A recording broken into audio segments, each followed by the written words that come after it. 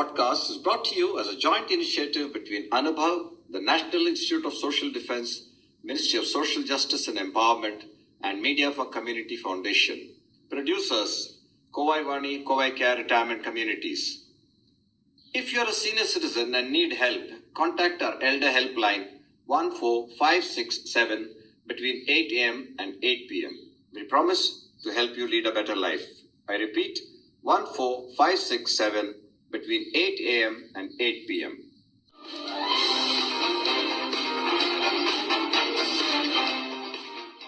வணக்கம் நேயர்களே. டாக்டர் கிருஷ்ணவேணி அவர்கள் தொகுத்துரைக்கும் திருக்குறள் சாரத் தொடர் உங்களை மிகவும் கவர்ந்ததாக தெரிவித்திருக்கிறீர்கள். நன்றி. இத்தொடரின் அடுத்த பகுதியாக ஒப்புரவு அறிதல் பற்றி டாக்டர் கிருஷ்ணவேணியின் கருத்துக்கள் இதோ. ஒப்புரவு அறிதல் இரண்டாவது பகுதி. இதுல திருவள்ளுவர் என்ன பண்றாருன்னா, ரொம்ப இன்ட்ரெஸ்டிங்கா ஒரு பணக்காரர் இருக்காருன்னு வச்சுக்கோங்களேன். அவர்கிட்ட நிறைய பணம் சேருது. அந்த பணக்காரர் ரொம்ப ஒரு உயர்ந்த தர்ம சிந்தனை உள்ள, ஒப்புரவு மிக்க, அதாவது மற்றவர்களுக்கு உதவ வேண்டும் அப்படின்ற எண்ணம் உள்ள ஒரு பெரியவர். நம்ம பார்க்கலாம், எத்தனையோ ஆர்கனைசேஷன்ஸ், அதோட தலைவர் இருப்பாரு. அவர்கிட்ட ஒரு 3000-4000 பேர் வேலை பார்த்துட்டு இருப்பாங்க. அவங்க அத்தனை பேருடைய வாழ்க்கையிலும் அவர் ஏதோ ஒரு விதமா ஒரு உதவி பண்ணிட்டு இருப்பாரு. சம்பளம் மட்டும் இல்ல, அவங்க குழந்தைங்களோட படிப்பா இருக்கட்டும், அவங்களுடைய வாழ்க்கை வசதிகளா இருக்கட்டும், பல விஷயங்களை யோசிச்சுட்டு இருப்பாரு. அவங்க கம்பெனி சார்ந்தவங்களை மட்டும் இல்ல, பல பேருக்கு பலவிதமான சமூக சேவைகளை அந்த இன்ஸ்டிடியூஷன்ல செய்வாங்க. அந்த மாதிரி ஒரு பெரிய ஒரு நாணயமான ஒரு பணக்காரர் வச்சுக்கோங்களேன். ரொம்ப ரொம்ப ஒரு தர்மம் மிகுந்த, தர்ம சிந்தனை மிகுந்த ஒரு நல்லவர். அவர்கிட்ட பணம் சேர்ந்ததுன்னா அது எவ்வளவு உலகத்துக்கு நல்லது பயக்கும். இது திருவள்ளுவர் ரொம்ப திருப்பி திருப்பி திருக்குறள்ல வலியுறுத்துற ஒரு விஷயம். பல கோணங்கள்ல சொல்ற விஷயம் என்னன்னா, நல்லவர்கள் கிட்ட பணம் சேர்றது சமூகத்துக்கு ரொம்ப நல்லது. ஏன்னா அவங்க அந்த நல்ல வழியில தான் பயன்படுத்துவாங்க. கெட்டவங்க கிட்ட பணம் சேர்றது சமூகத்துக்கு ரொம்ப கெடுதலை உண்டு பண்ணும். ஒருத்தன் என்ன பண்றான், ஒருத்தன் நல்ல சிந்தனை இல்லாதவனா இருக்கான்னு வச்சுக்கோங்களேன். அவன் என்ன பண்ணுவான், அவன்கிட்ட இருக்கிற பணத்தெல்லாம் தீவிரவாத அமைப்புகளுக்கு கொடுப்பான், குண்டு தயாரிப்பான், மக்களை அழிக்க பயன்படுத்துவான், இல்லைங்களா? ஆனா உண்மையிலேயே ஒரு நல்ல டாக்டர் கிட்ட பணம் வந்ததுன்னா என்ன செய்வாரு, அவர் இன்னும் நல்லா மக்களுக்கு இன்னும் வைத்தியத்தை எப்படி நல்லா கொடுக்கலாம் அப்படின்னு பாப்பாரு. மக்களுக்கு இன்னும் வசதிகளை செஞ்சு கொடுப்பாரு. ஒவ்வொரு ப்ரொஃபஷன்லயும் நீங்க எடுத்துக்கலாம். ஒரு நல்ல டீச்சர் கிட்ட பணம் சேர்ந்தா ஒரு 4 பசங்களுக்கு ஸ்காலர்ஷிப் கொடுப்பாரு. நம்ம கண் கூட எத்தனையோ பேரை பார்த்திருப்போம். அந்த மாதிரி இந்த உதவி எல்லாம் நீங்க வெளியில பேப்பர்ல வரணும், அது விளம்பரம் Facebookல வரணும், சோசியல் நெட்வொர்க்ல இருக்கணும்னு அவசியம் இல்லை. சைலண்டா நம்ம வாழ்க்கையில கொஞ்ச நேரம் கண்ணை மூடி உட்கார்ந்து பார்த்தாலே தெரியும் எத்தனை பேர் கொஞ்சம் கூட எந்த பிரதிபலனும் எதிர்பார்க்காம மற்றவர்களுக்கு உதவி உதவி உதவி வாழ்ந்திருக்காங்கன்னு நம்ம தெரியும். நம்மளே இன்னைக்கு வாழ்க்கையில ஒரு நிலைமையில இருக்கும் அப்படின்னு சொன்னா நம்ம அப்படியே ஆகாசத்துலேருந்து குதிக்கல. நம்மளுடைய உழைப்புல, நம்மளுடைய வெற்றியில, நம்மளுடைய முன்னேற்றத்துல எத்தனையோ பேரோட கைகள் இருக்கு. நம்ம அவங்களெல்லாம் நினைக்க கூட மாட்டோம். எத்தனையோ பேர் நம்மளை கை தூக்கி விட்டுருக்காங்க. எத்தனையோ பேர் சரியான வாய்ப்புகளை பத்தி நம்மள்ட்ட சொல்லியிருக்காங்க. எத்தனையோ பேர் நம்ம சோர்ந்து இருந்தப்ப நல்ல வார்த்தைகள் சொல்லி உற்சாகப்படுத்தியிருக்காங்க. அந்த காலத்துல ஏதோ ஒரு 5 ரூபாய் கொடுத்துருப்பாங்க. 5 ரூபாய் இப்ப யோசிச்சு பார்த்தா 5 கோடிக்கு சமம். சரியான நேரத்துல ஒரு அப்ளிகேஷன் ஃபார்ம் வாங்க நமக்கு காசு கொடுத்தவங்க. அந்த மாதிரி நம்ம யோசிக்கிறோம்ல. அந்த மாதிரி ஒரு நல்லவர் கையில பணம் கிடைச்சதுன்னா என்னன்னு சொல்றாரு திருவள்ளுவர். ஊருணி நீர் நிறைந்தற்றே உலகவாம் பேரறிவாளன் திரு. என்ன அழகான பேரு பாருங்க, பேரறிவாளன். நல்ல ஒரு உயர்ந்த அறங்களை பற்றி அறிந்தவன், அவன் தான் பேரறிவாளன். திருன்னு அவனுடைய செல்வம். அவன் கிட்ட இருக்கிற செல்வம் எப்படிப்பட்டதுன்னா, ஊருக்கு நடுவுல இருக்கிற ஒரு குளம், ஊருணி அப்படின்னு சொல்லுவாங்க. அந்த ஊருணி நீர் நிறைந்தற்றே, அந்த குளத்துல தண்ணி நிரம்பிச்சுன்னா என்ன ஆகும்? உலகவாம்னா உலகத்திற்கு நன்மையை ஆர்வத்துடன் செய்கின்ற பேரறிவாளன். அந்த உலகவாம்ங்கிறது பேரறிவாளனுக்கு அடைமொழி. உலகவாம் பேரறிவாளன், உலகத்திற்கு நன்மை புரிகின்ற பேரறிவாளன் திரு. அவனுடைய செல்வமானது எப்படிப்பட்டதுன்னா, ஊருணி நீர் நிறைந்தற்றே.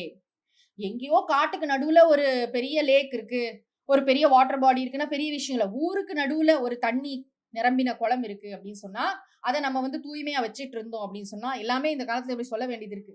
அந்த நீர் எவ்வளவு தூரம் பயன்படுமோ அப்படி அந்த அறிவாளி, அந்த நல்லவன், அந்த செல்வத்தை முறையாக பயன்படுத்த தெரிந்து கொண்டவன், அவன்கிட்ட சேர்ற செல்வம் சமூகத்திற்கு மிகுந்த நன்மையை பயக்கும். இது மட்டும் இல்ல, இதே மாதிரி 3 எக்ஸாம்பிள் சொல்றாரு திருவள்ளுவர். இது ஒரு எக்ஸாம்பிள். ஊருக்கு நடுவுல இருக்கிற குளத்துல தண்ணி ரம்பின மாதிரி. அப்புறம் பயன்மரம் உள்ளூர் பழுத்தற்றால் செல்வம் நயன் உடையான் கண் படின்.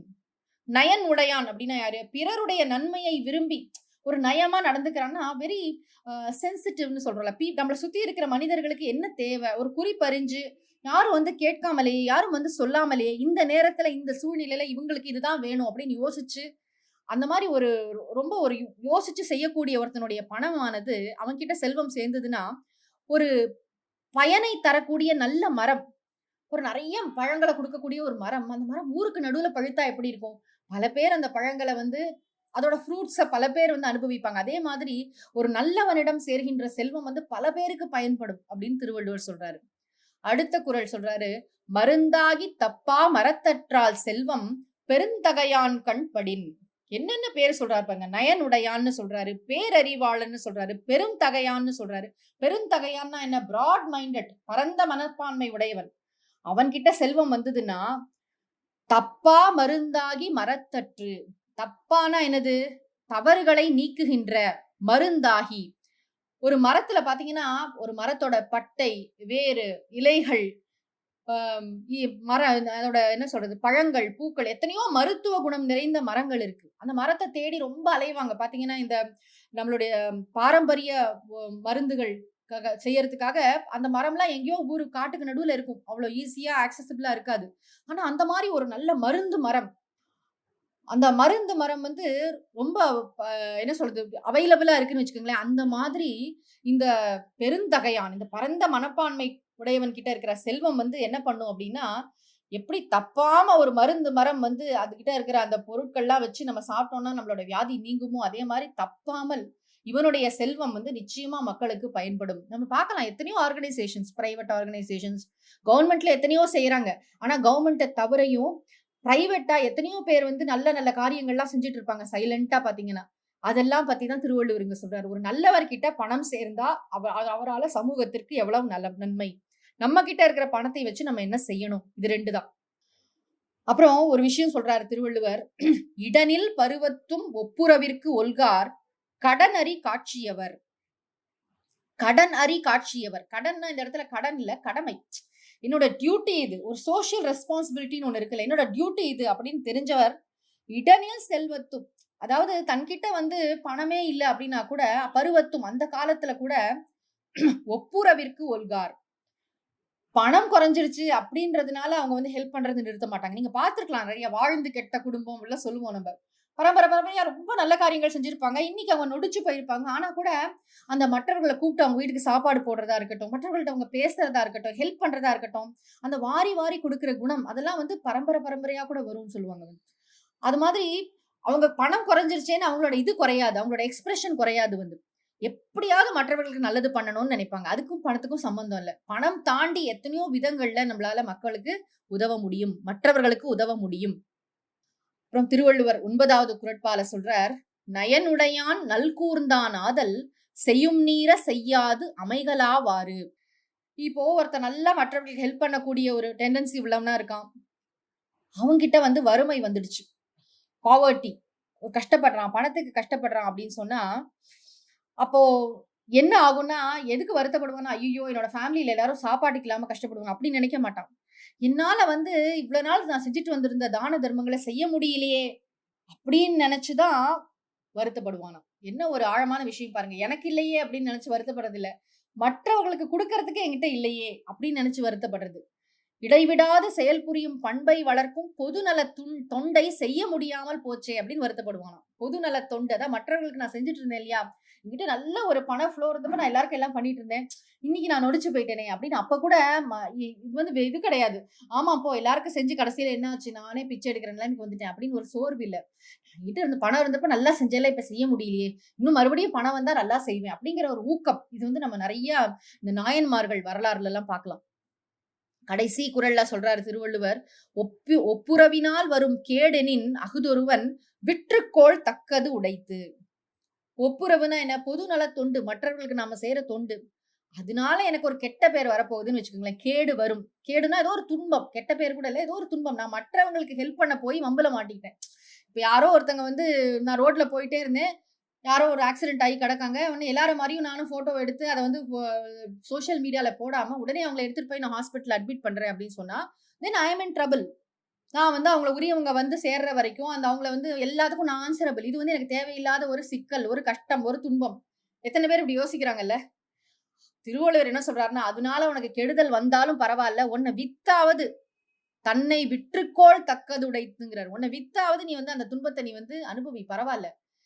இதனால ஒரு பெரிய என்ன சொல்றது, இதனால ஒரு பெரிய நன்மை இருக்கு வந்து. எல்லாரும் அப்படி நினைச்சிட்டா என்ன ஆயிடும், எனக்கு என்ன அப்படின்னு வாழறது வந்து ரொம்ப ஒரு பெரிய வாழ்க்கையா? அப்படி இல்ல. ஒரு இடத்துல வந்து என்ன சொல்றது, ரைசிங் டு த அக்கேஷன் போல டக்குன்னு என்ன பண்ணணும், ஒருத்தர் விழுந்துட்டாரா உடனே அவரை பிடிச்சி தூக்கணும், ஆம்புலன்ஸ்க்கு ஃபோன் பண்ணணும், பதறணும், ஓடணும், அங்க போடணும், என்ன பண்ணணும், அவங்க ஆள்கள் வர வரைக்கும் அவங்களுக்கு எப்படி ஹெல்ப் பண்றதுன்னு பார்க்கணும். அது இல்ல மனித நேயம். இந்த இன்னைக்கு சொசைட்டில ரொம்ப குறைஞ்சிட்டு வர விஷயம் என்னன்னா மனித நேயம், மனித தன்மை. இதை விட்டு ரொம்ப தூரம் விலகி போயிட்டு இருக்கும். என்னன்னாலும் சரி அதை வந்து உடனே நம்ம பார்த்து ஒரு போட்டோ எடுத்து சோசியல் மீடியால போட்டுடணும். அதனால யாருக்கு என்ன பிரயோஜனம்? நீங்க அவேர்னஸ் கிரியேட் பண்ணதுலாம் வேற, ஒரு ஆள் செத்துட்டு இருக்கான் அவங்க முன்னாடி வந்து, அப்ப அவங்களுக்கு நீங்க எப்படி ஹெல்ப் பண்ணணும்? என்னுடைய ரோல் என்னது? அது இப்ப ஏதாவது ஒரு பிரச்சனைனா உடனே போலீஸ் ஸ்டேஷன், கோர்ட்டு, இதுக்கெல்லாம் அலையறதுக்கு யாருக்கு சார் தெம்பு இருக்கு?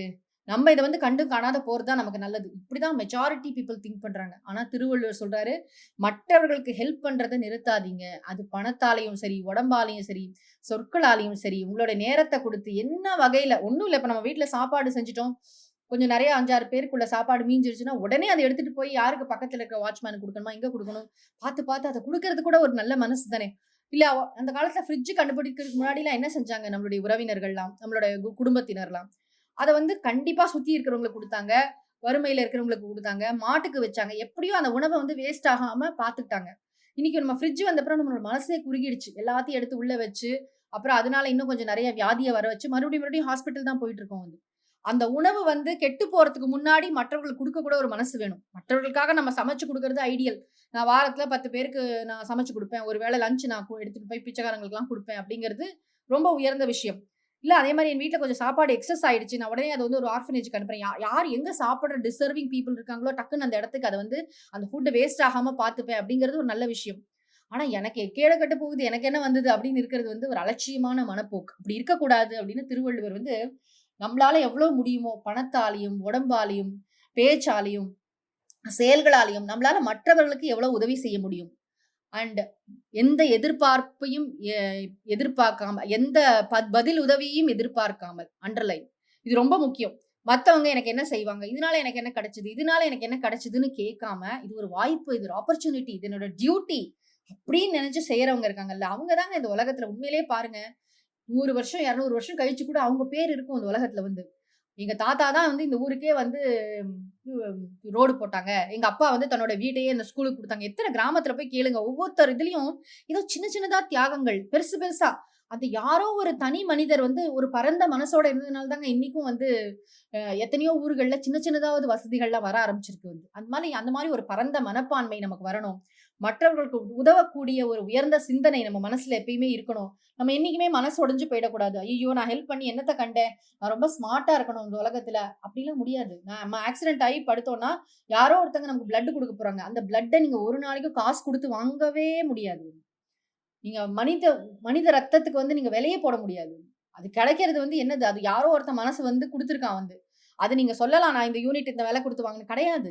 நமக்கு யாரோ அந்த நேரத்துல ஹெல்ப் பண்ண ரெடியா இருக்காங்க. அதுதான் ரொம்ப பெரிய பிளெஸிங். இதை நம்ம புரிஞ்சுக்கிட்டு, நம்ம உலகத்துல எல்லாரும் தனித்தனியா யாருமே இல்லை, எல்லாரும் ஒருத்தர் சார்ந்துதான் வாழ்ந்துட்டு இருக்கோம் இந்த உலகத்துல.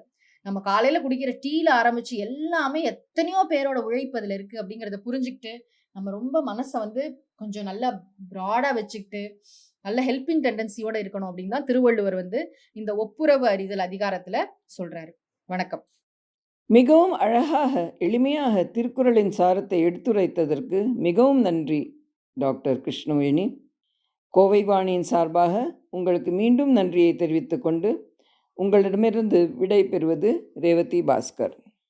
இந்த வலையொலி அனுபவ், தேசிய சமூக பாதுகாப்பு நிறுவனம், சமூக நீதி மற்றும் அதிகாரமளித்தல் அமைச்சகம் மற்றும் மீடியா ஃபார் கம்யூனிட்டி ஃபவுண்டேஷன் இவர்களின் கூட்டு முயற்சியாக உங்களிடம் கொண்டு வரப்பட்டது. திட்ட ஒருங்கிணைப்பாளர்கள் டாக்டர் ஆர் ஸ்ரீதர் மற்றும் ஆலோக் வர்மா அவர்கள்.